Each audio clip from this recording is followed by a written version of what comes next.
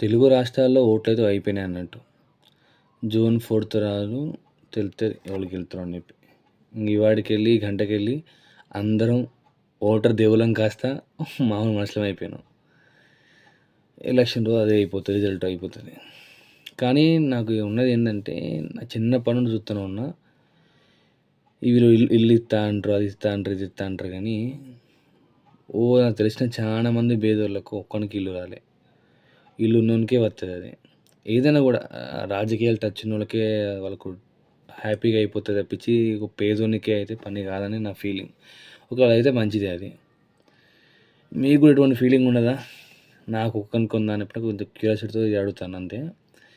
మీ ఇళ్ళలో కూడా పేదోళ్ళకు సంక్షేమ పథకాలు అన్నీ అందుతాయా? అందట్లేదు మీ వాడలో, మీ ఊర్లో, మీ రాష్ట్రంలో, మన తెలంగాణ, మీ ఆంధ్ర అనుకో. చెప్పండి కింద కామెంట్ చేయండి. జై హింద్.